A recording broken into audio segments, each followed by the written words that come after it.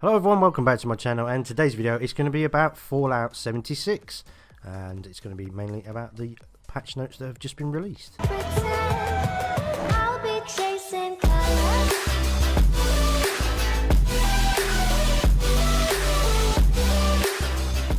Okay, so this is new to my channel. It's a game that I've been playing privately alongside Sea of Thieves and also Blackout, and I thought I'd bring the patch notes to you all because that's the sort of thing that my channel is directed at the moment. I want to do more gameplay games, but I just haven't decided what's best to play on my channel, like a Let's Play series perhaps. I'm still debating what to do on that side of it, but I'm definitely going to be covering the patch notes and updates for Fallout 76. So there was a new patch released on the 4th of December. It's a little bit behind in time, yes I know, but I thought I'd still let you know what is going on. This brings the patch 1.0.2.0 and it brings general performance frame rates for the PC and general stability for the whole game overall. They've made improvements to the camp, crafting and workshops.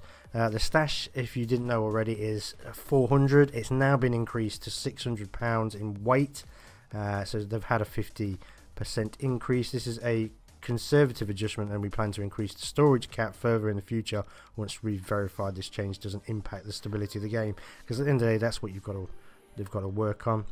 Workshops, higher level resource collectors now generate ore instead of scrap. Ore can be smelted into various amounts of types of scrap using some acid at the chemistry station, and resource collector accurate rates and carrying capacities have been reduced for each resource, including ammo and fusion core collectors. Balances to the game is enemies XP rewards for killing high level creatures have been reduced. That's a shame because I literally on about level 15 and I took on a crazy elite super mutant that was 56, and yeah, I didn't really get that much for doing it. Bosses fixed in an issue affecting instant boss loot. Players should now correctly receive 2 to 4 items per boss depending on the creature's difficulty and level. Weapons, automatic weapon damage has been increased by approximately 20% across the board. PvP side of it is weapon effects. Hitting another player with a cryolator now applies a chilled frost or frozen status based on how many times they hit. The duration of the movement speed reduces applies by these effects have been significantly decreased. So they've got some stability and performance bug fixes. It says console fixed an issue that would cause a player to encounter an infinite loading screen when signing out of their console while playing Fallout 76.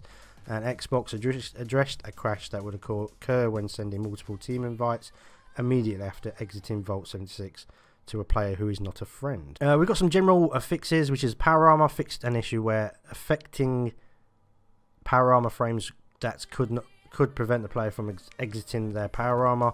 The nuke silos, flipboards inside nuke silos no longer display portions of a launch code too soon after the codes were reset for the week.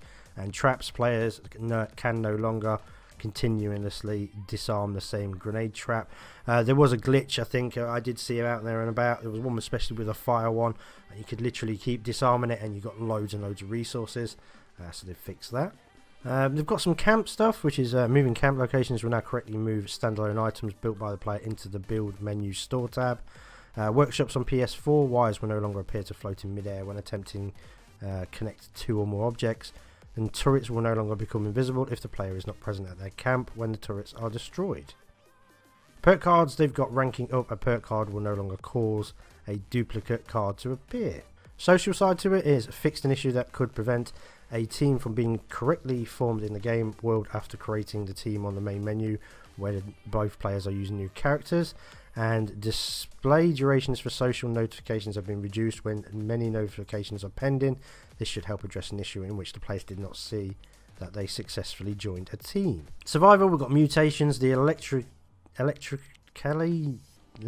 is that how you say it? Charged and unstable isotope mutations no longer provide the player with bonus health. And user interface, there's a few here. AFK players will now be disconnected from the game after 10 minutes of inactivity and will be prompted with a 1-minute timer before being kicked. The atomic shop on PC, the cursor positions will no longer be disjointed from clicks in the shop while using 6x10 resolutions. Enemies, red crosshair and enemy health bars will no longer persist on screen when an enemy is no longer in view.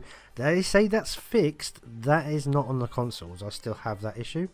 Localization subtitles will now appear correctly, and English voiceover will play for the game clients in languages that do not have their own localized voiceover when listening to holotapes or interacting with robots. Pip-Boy fixed an issue that would cause duplicate data to appear in the Pip-Boy stat and effects interface. Respawn, dying while severely overcumbered, will no longer remove all map markers when attempting to respawn. Instead, the player can now respawn at the nearest discovered map marker. And the last one is a quest tracker.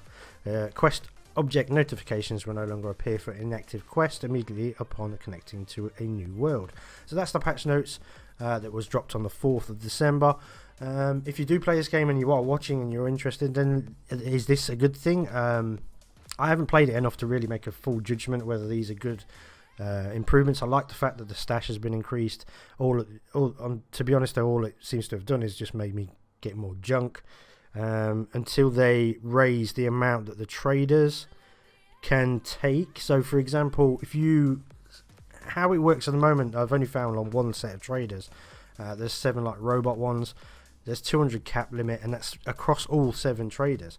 But if you sell an item, then you take it away from their 200. But if you buy an item, it doesn't add those caps to their total like it does on the solo version. So you literally can only make 200 a day, which is a bit needs to be changed, I think. I mean, if you're selling it and then you're buying it, then those caps should go back in so that you can basically transfer and whittle your way through buying these mods, selling your scrap and making money back. Hopefully we'll get to see that in the future. But yeah, that's today's patch notes. Let me know what you think about the game and you enjoying it. If you actually own it or are interested about it, then let me know, and I may do some gameplay to do with it just to let you guys have a bit of a view of what it's like. But thanks for watching today, and take